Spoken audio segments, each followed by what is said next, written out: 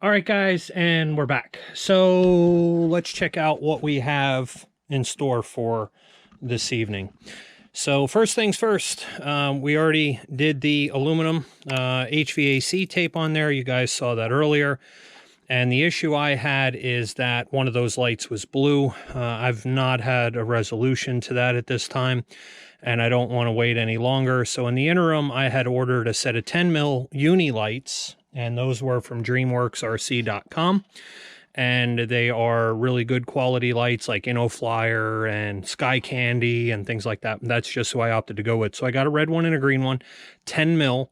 That's what they look like. They are just put in there with canopy glue. They slide right in the same holes, and they should actually be a better quality, super bright light. Now, I want to talk to you guys about how we are going to go about attaching these to the side. Now, normally in the instructions, they just wanted you to align this bottom edge with there. These are right and left-handed, so they do feel different. Make sure you put the the red light in the left wing and the green light in the right wing. Anyway, you align these surfaces up and you wick in some thin CA. Once the back edge is set and these other edges are set, you wick that in there and that's it. Well, I would like to in the future have accessibility to get in there should the light burn out, or should I need to get in there for some reason to fish wire through or something. I don't know. It's too easy to make this accessible and not just simply just glue it together and call it a day. And the thing we're going to do here is we are going to just use some regular servo screws. Guess who we get those from? Those things are coming from RTL Fasteners. I mean, like they said, 1,000,001 uses. And just like, if you will, the bottom of a power strip outlet, I am going to go ahead and put the bolts in here.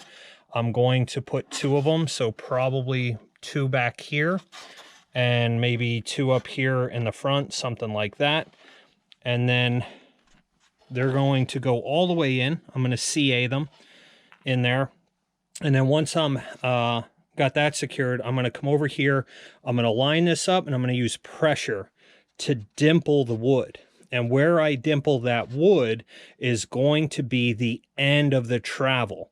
So then you have to make a little slot and a little bigger hole so they fit in and it'll slide back and click. Once it's in place, you want to make sure that thing is locked in as it slides back. I'm just going to use a little bit of clear tape all the way around. That thing is going to be secure. It won't ever vibrate loose. It's going to be held in place. And then we also just have to glue on our lenses onto the front. But anyway, enough yip-yapping about what we're going to do there. Let's go ahead and get that mount made.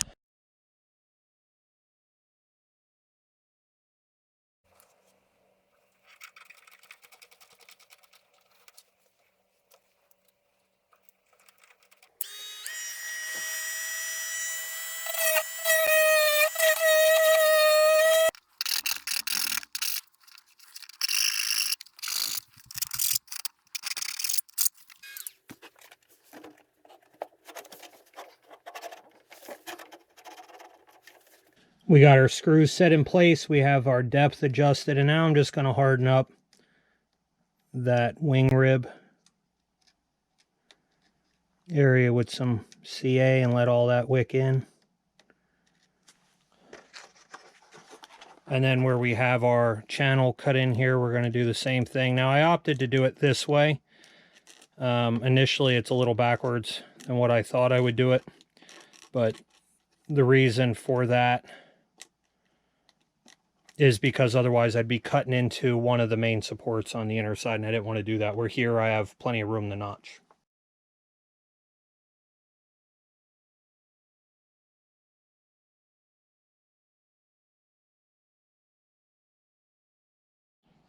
And here you can see what that looks like. We have an upper and a lower there and there. We made our notches right there and there, so that will hold that in. And again, the clear tape that we use here across the top will also help to secure it. That's just keeping it locked in this way. We're going to get that wire and stuff running there. Again, don't forget to set the depth on these so that way it doesn't do this. And then wick all of that up with CA so they don't ever come loose, but it also supports all that wood. So I've just gone ahead and just stuck a piece of cardboard in there. We traced on the cardboard a template, and now I'm just going to go ahead and pull that out. And that's what we're going to use to go ahead and cut out, trace on some light balsa sheeting, and then put that in. Let's go ahead and make a template here for this side. That's an open bay when you look into the lenses and it looks dumb. So anyway, we're just going to go ahead and I made a template here from some just balsa sheeting.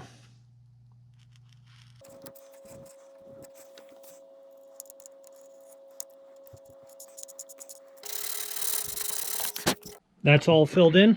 The little bit of gap in there, I just wicked in some thicker CA. I'm not worried about a super good fit here. There's nothing structural about that. I just needed something to make it a little bit easier to put my HVAC tape on. So that's what we're going to do. Let's throw on some aluminum ducting tape there to dress this up. We have to use 2 pieces because this isn't wide enough. So we learned that from the other side.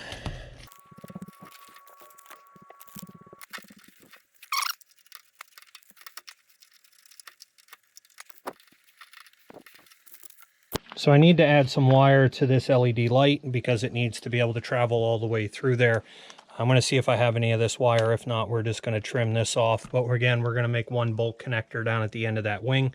So I need about a foot worth of, or 10 inches or so of harness length there at the end of the wing to go into the fuselage to be able to plug in. So let's see what we got.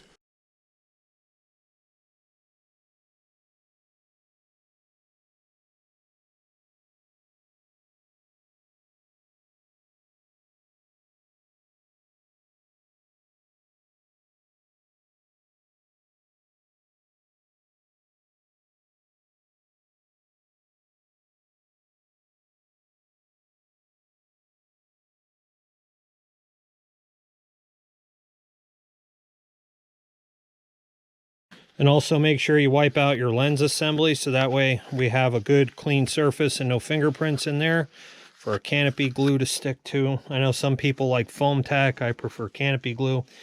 And then we also have our strips to put on. So let's go ahead and get some tape and canopy glue.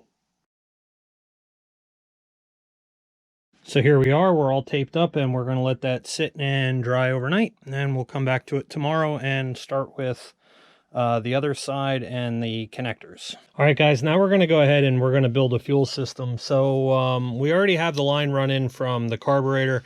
This is the tank that comes with this model.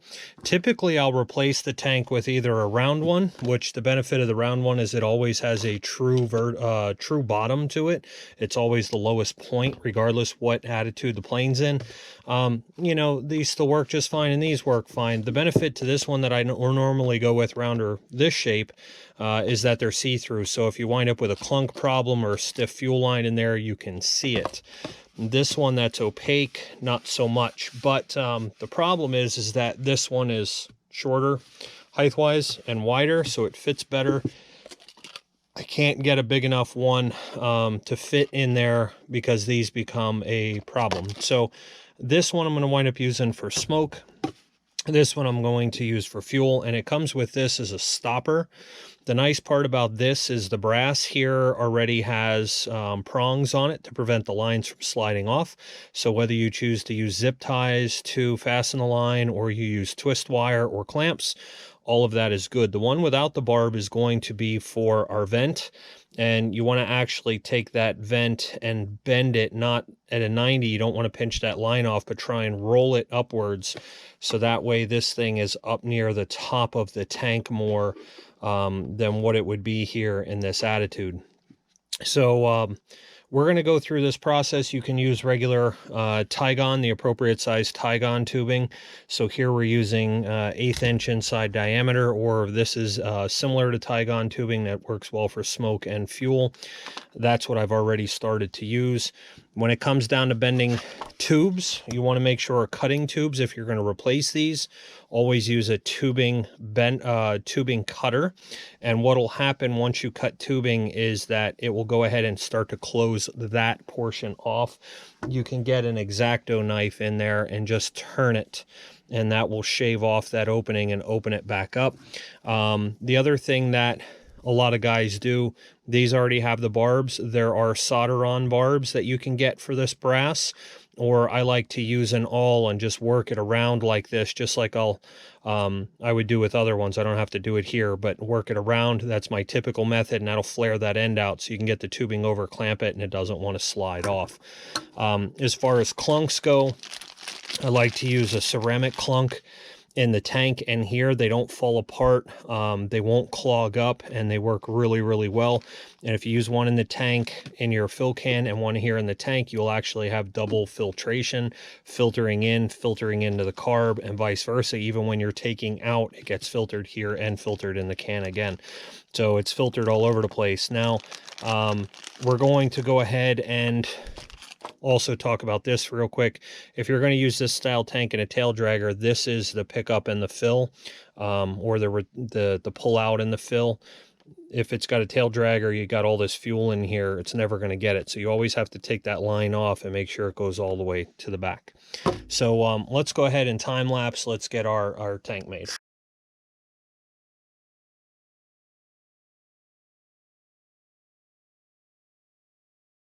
All right, guys, I've gone ahead and I've scribed the mark on my vent, and I've marked it vent, carb, and fill. I put a paint mark here also, so I know that my bent vent always faces up. So when I go to put this line on, I know I don't twist this at all.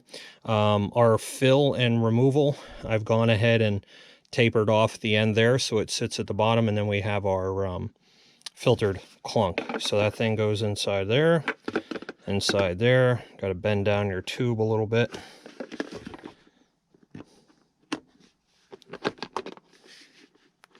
And there you can see if it turned, which it did. Just go ahead and turn that back, get it right back into the best position.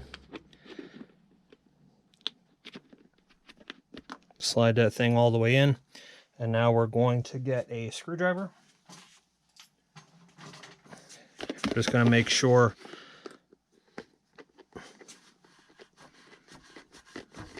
that the screw's nice and tight, which pulls the stopper and seals it. It pulls in the plate in the back and expands the stopper and seals it. And if you want to, you can always take a light and look at the bottom in these and just make sure that your clunk is moving around everywhere where it's supposed to. So that all looks really good.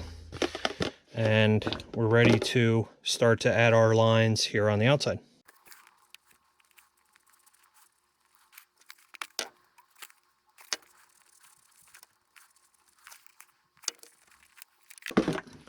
One of the other things here, guys, to note, so we have this mark. This is our fill. Make sure you always cut this stuff with an X-Acto knife. Don't use diagonal cutters. If you actually look at it under a microscope, it creates all kinds of splits and cracks and stuff like that in it. So I'm just going to go ahead and cut that off at a nice long length. And that leaves us enough now to go ahead and do the vent.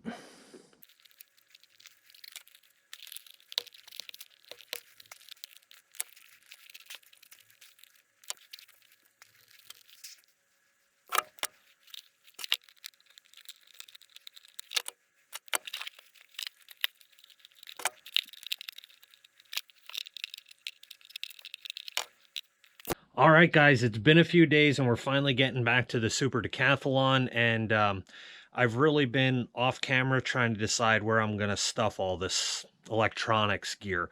It is a big plane, but I'm still struggling to put everything in there and make it look decent. So let me show you what I'm going to do.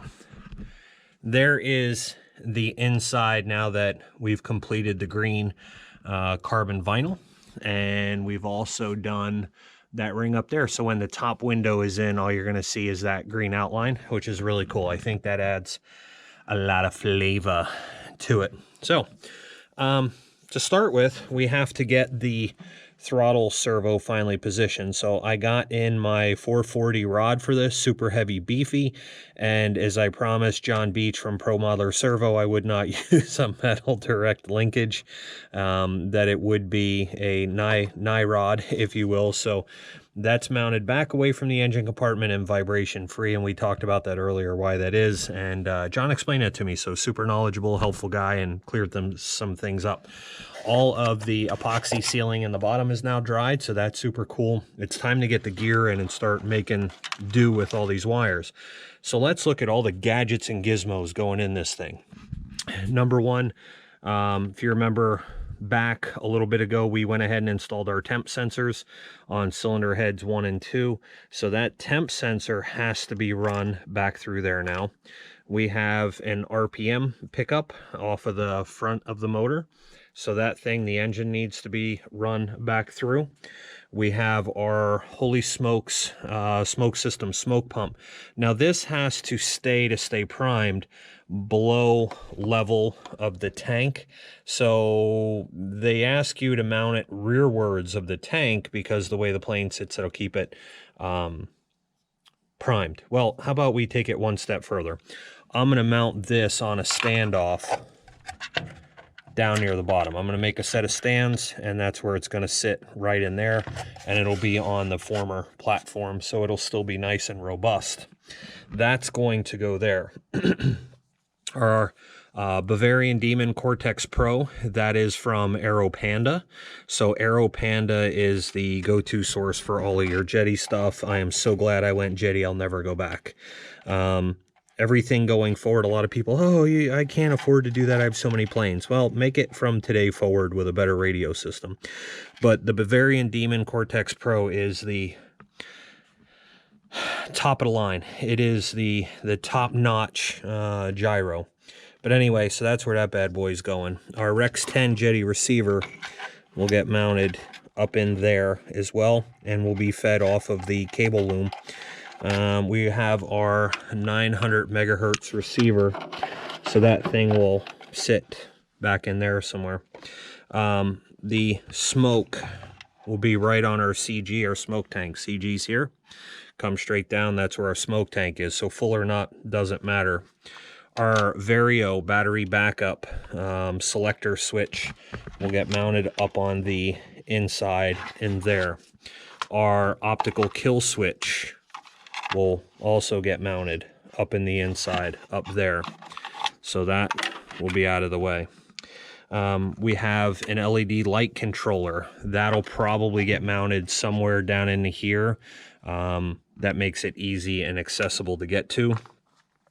And we have a receiver controlled high current switch, and this will feed all of the lights off of the receiver and will power the controller. That battery pack for the pump and the LED lights, since it's going to be unmonitored circuits, that battery pack will get mounted right back there. And then both these battery packs here, we're using Admiral 3600 Li-ions. Those bad boys are going to get mounted right there. But anyway, when you start to rough in and try and figure out all of this gear, that takes a while to make things fit and make them look nice and make them accessible. So with all the space that we have in here, that's where things have to sit, unless you're going to start adding more shelves, brackets, things like that, and then that adds weight. So I'm trying not to jack the weight up through the roof, but we have to start getting this stuff laid out so we can start moving on, because I have to get this stuff all wrapped up in wire braid and fished, and all the windows I've left out because I don't know if I'm going to take it there and just run it down along that edge, if I'm going to run it over there, if I'm going to run it underneath. I don't know if I want it to stand out or I just want to try and hide it, but we'll figure that out once all the gear is in there and mounted up. So let's time lapse through this stuff and see what we can get done.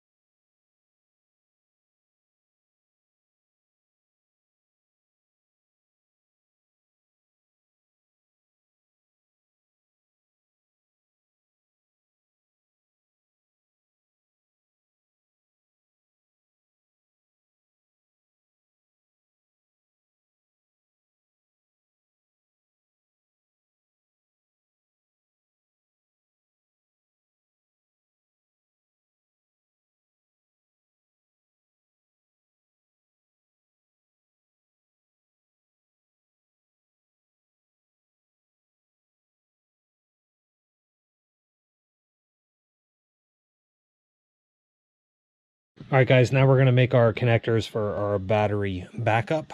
So that way we get our battery supply over. We're going to be using XT30 connectors. Don't forget to pre-tin or pre-solder those things. And whenever you go to solder this, if you have mating connector halves, always put them together so that way it keeps all the pins in alignment and also helps to dissipate the heat should you have a little bit too much. But we're going to go ahead and get the connectors soldered on here, and then I got to get a lead made to go over to the receiver, and we're also going to make a lead for our light controller.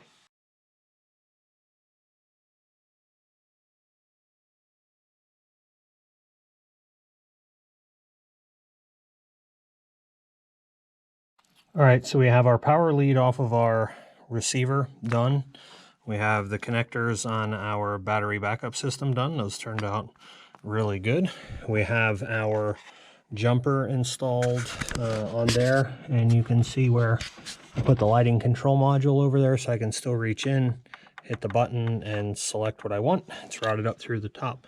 So we're going to route all this stuff down. We're going to install the battery backup, and we're going to start to get all the wires held out of the way so we can get our batteries and our fuel system in.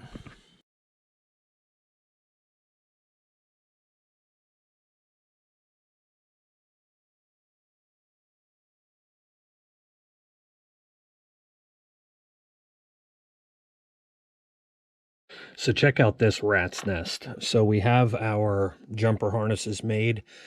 These are going to feed after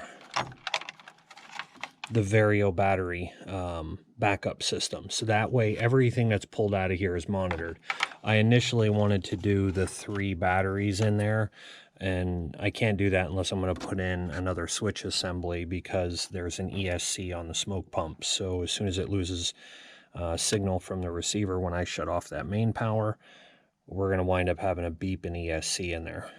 So I don't want to draw the smoke and the LEDs through the receiver on top of all the servos. That was the idea behind the 3rd pack. So the packs are big enough. I'm not worried about not having enough power. I'm worried about them where they were pulling. So the whole idea of the harness is that we're still measuring the milliamps used, but it's all after the switch with the breakouts. And that power is going to run to the LED light controller, and it's going to run to the smoke pump. So now that we have everything made, it's time to get this junk cleaned up. It looks terrible right now. It'll look better.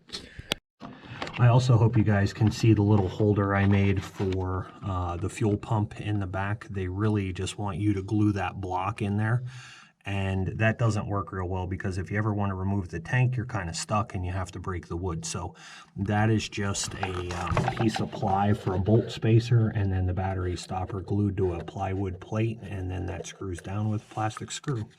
So anyway, that's that.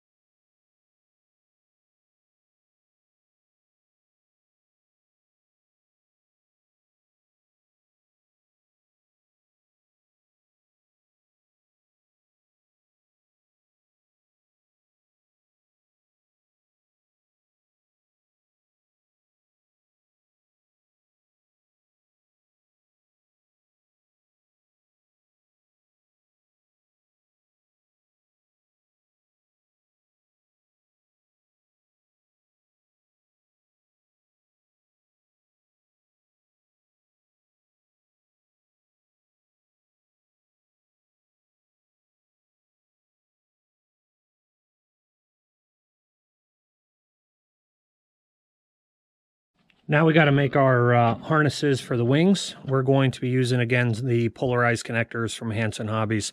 Those things will be locked up on the inside in this orientation, so I can just plug in and out of them. I have to go ahead and chase, just make sure before I plug everything together what wires are which. And then on this side, you can see I have my flap and my aileron and my LED marked. We're going to make that harness all the same size, and that's going to get fished through. So we're going to have to open up that portion of the fuselage a little bit in order to get this connector to be able to go through and clip in. That way we never have to worry about reversing things.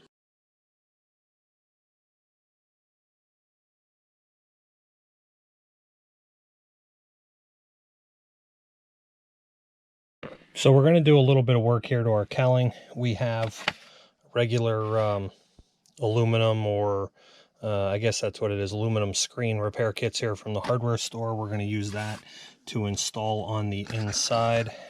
Laying that in there, I'm just going to take a Sharpie and outline what I want trimmed off, and then we're going to go ahead and cut that.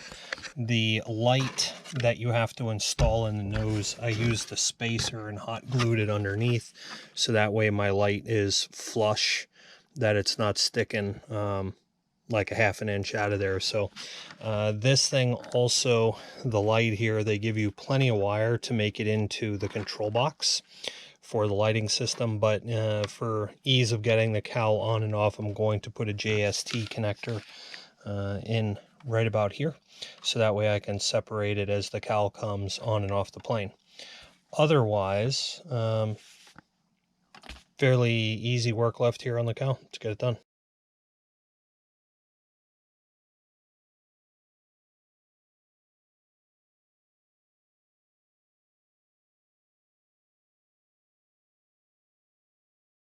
As we start nearing the end of this process, we're getting ready to balance this thing and do final assembly and set throws. So now I'm going to go ahead and throw those wing struts on, so that way we didn't have to deal with the awkwardness of that doing everything else. Following instructions in the manual, we're going to go ahead and get all of those pieces put in. Now these look like a very nice soft aluminum, very well painted. Nice robust brackets, but not too heavy, but heavy enough. So let's go ahead and get those things put together.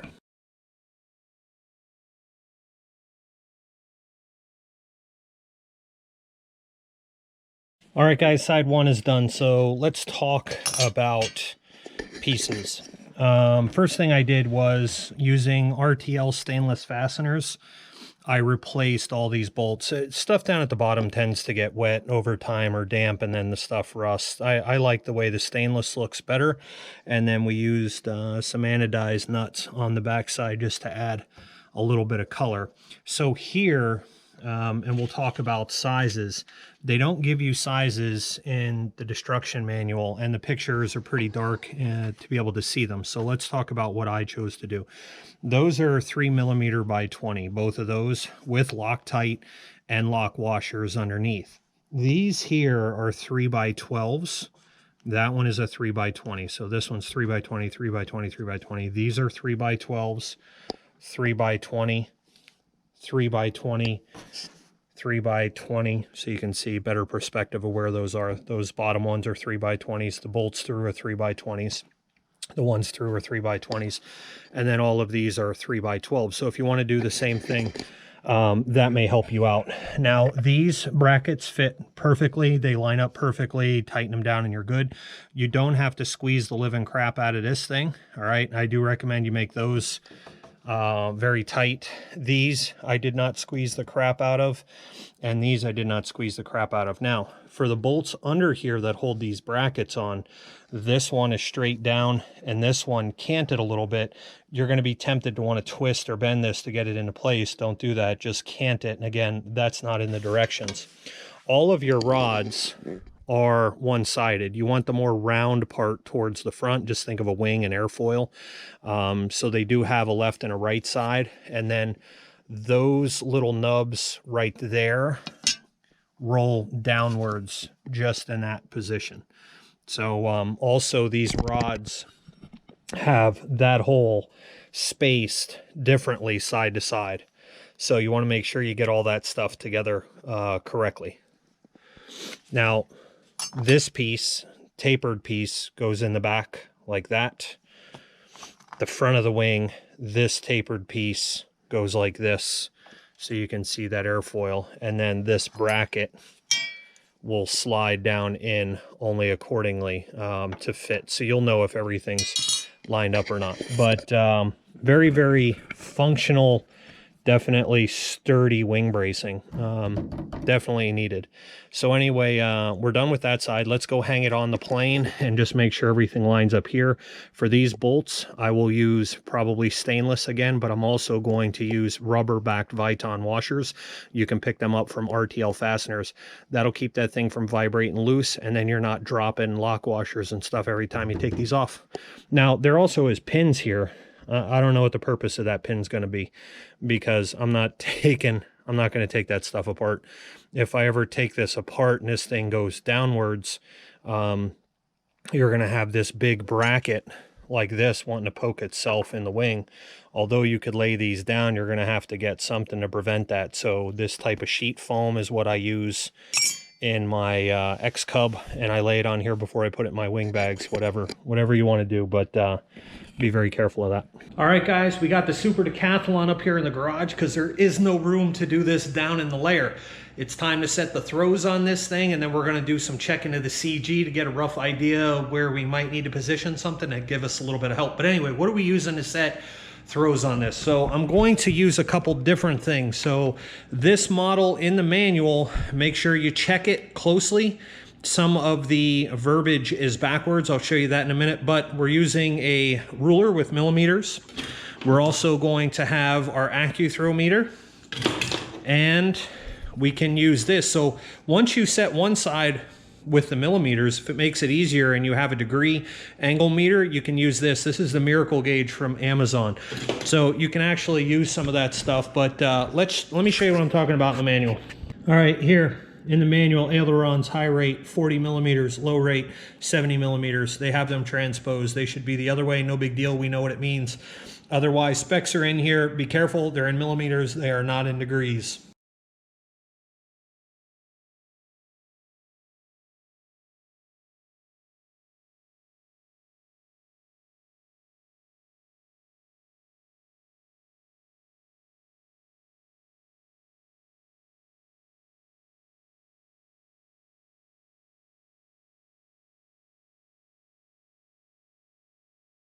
So this is a bummer. We installed the light in there. Really cool light for the nose, nice and bright. We've gone through the video earlier on how we put that thing in there and spaced it out to make it flush in the front. Here's the problem. I plugged it in, it don't work. And I thought maybe I messed the wire up when I hot glued it in the inside of there or whatever. Those are for my smoke system, by the way. And it turns out that's not the case. When I hook this into the controller, the light controller dumbs down the battery voltage out of the 7.4 packs to like 5.5, 5.6 volts. And guys, that's not enough to light this light. So this thing has to be hooked directly to that battery pack. So I found a way to do that. Now I got to put another connector on the end and verify it works. But heed my warning, that thing needs to be hooked to something more than 7 volts in order to work. All right, guys, so we got our light in the front fixed. I just decided to tap it into the feed for the ignition. So I know when I am active or not active. So right now I know that my throttle is not active. Motor throttle active. And now I know that it's active. So we also have the same light right there in the dash. Throttle kill. Motor throttle active. Motor throttle So just a redundant way to do it and easy to tap into. To install the Vario sensor, I'm using a channel expander because I have multiple levels of telemetry coming in, so I need to expand that. I'm going to go ahead and take the Vario sensor and just plug it into that channel. This will go into my EXT port, which is configured for EX bus.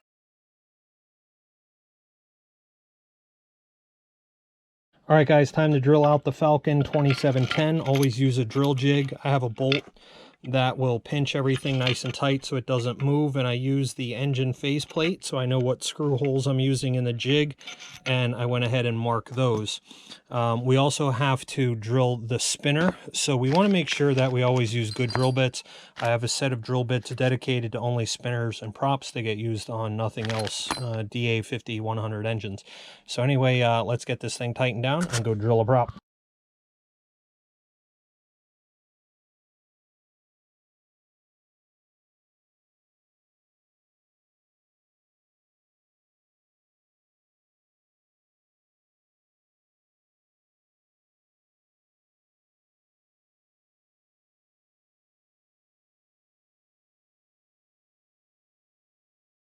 All right, guys, we have fuel on board. We're powered up. We're restrained by both a rope holder and my stands right there, so we're not going to go anywhere. We have our tack and our adjustment screwdriver. We're going to use RPM and our RC Light Systems telemetry RPM sensor to do some tuning. We're going to make sure this baby's set to go, as well as doing our smoke mix testing.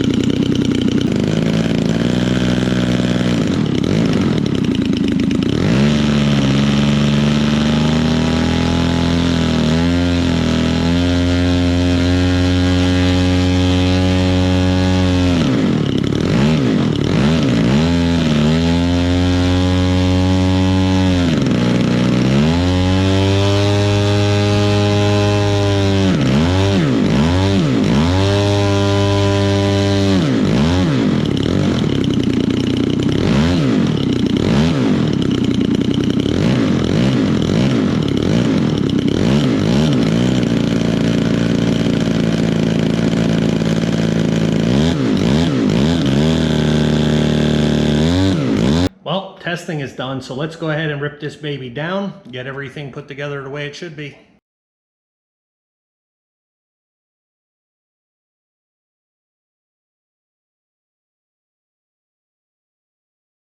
All right, guys, so we're using lock washers on the mufflers, and we're also going to use a little bit of red Loctite, just a little bit.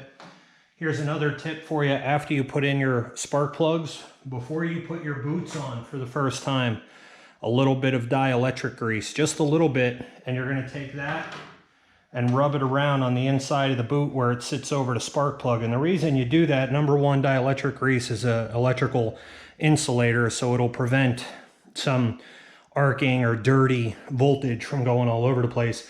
The other thing it'll do is make sure that 3 years from now that those boots come off fairly easily. So just a little bit goes a very long way.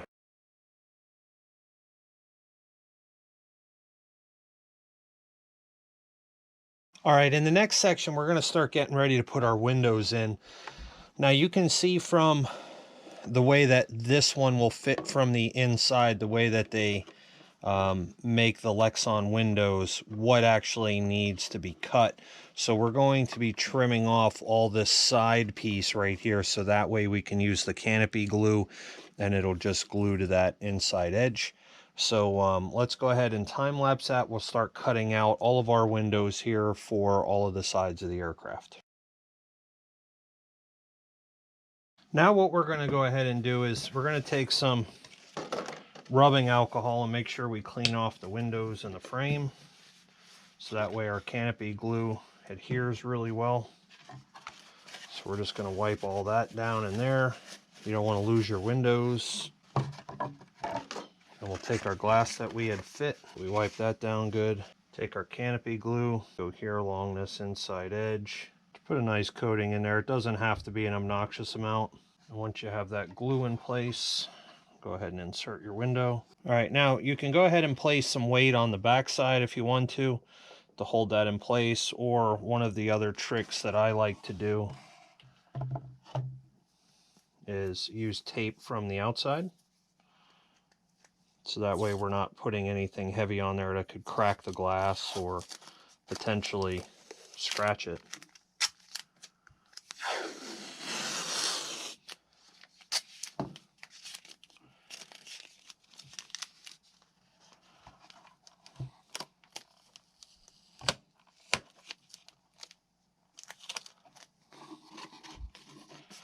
So put a lot of pressure on it there in the middle, and then I'll push the glass through from the back side and pull this tight. All right, and there's one window installed for our door. We'll let that go ahead and dry overnight, and we'll get the rest of these installed as well.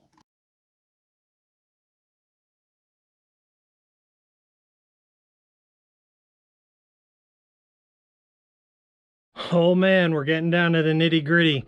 We got to just get the windows in and the doors on. So again, alcohol, clean all that stuff off, clean all the windows off. We are going to use Zap canopy glue a little bit.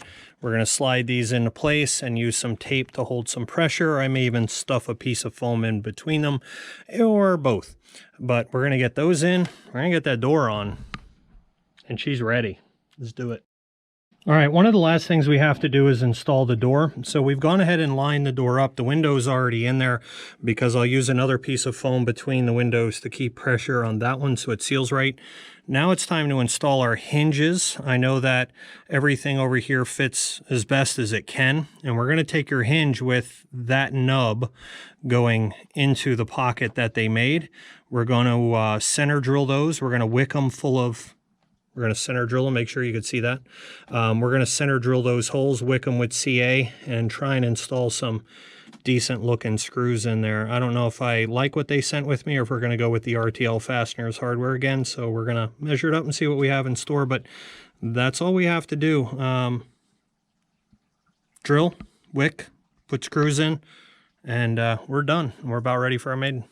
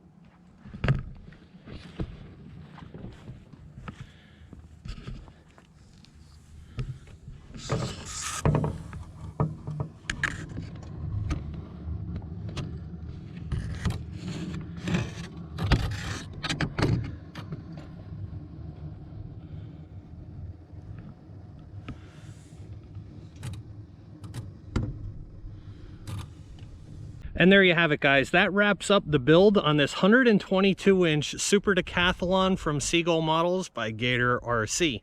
If you're interested in this or possibly some other balsa ARFs, head on over to www.gator-rc.com and look at the huge selection of cool planes that they got. Top RC model, they got Seagull models, they have Maxford lines, they got all kinds of cool stuff in a one-stop hobby shop, family-run business, super cool people. With that being said, let's talk about some of the build stuff here. So right out of the gate, the pluses on this thing: super huge, it's going to be super stable, it's going to be aerobatic. For the most part, the kit went together fairly easily. The quality of the parts was good overall. A couple things that I'm going to say were minuses. The clear coat around anything that's painted, be careful when you put tape on it if you're gluing it down. It tends, even with low tack tape, to peel off some of the clear coat, and you can re-clear over the top of it, so it's not the end of the world, but it will pull some of that stuff up. The other thing was the damage I had right here out of the box, but that was a fix that I showed you guys, and you can't even tell that any repairs were made there, and that is the beauty of balsa wood. So I would have to say the biggest minus is going to be the light here in the front. That thing is currently gonna be replaced by a uni light. So that comes from DreamWorks RC. They should have included one that would work off the appropriate voltage, and that one's just not going to get it done. So that will be taken out and replaced with a different one. If you want to run a separate battery and switch, you can do that. As far as engines, the DA100L barely fits in there. So this thing should be a beast, and I can always control that left stick for the power I want. I would rather have the power and not need it than need it and not have it. So with that being said, Falcon prop, factory spinner on this thing. Love the quality of the wheel pans. Those were super awesome, and the gear is outstanding. Tail wheel on this thing is also really good. The supplied hardware is the same as any hardware for any balsa ARF. If you want to upgrade it, RTL Fasteners is a great choice. As you could see that I use them a lot throughout my builds, as well as this model. All right, guys, if you enjoyed that build portion of the Seagull's model 122-inch Super Decathlon from Gator-Rc, do me a favor, smash that thumbs up button. If you're going to hit the thumbs down, do that thing twice for me. Like, share, subscribe, all that cool shameless plug stuff. Links for everything is down in the description below. I hope you guys join me for the next episodes so we can get this thing out for the maiden. With that being said, it's Brendan here at Just Plain Crazy. You guys are just plain crazy for always hanging out and watching. I appreciate every one of you guys. I wish you guys happy flights. Peace out.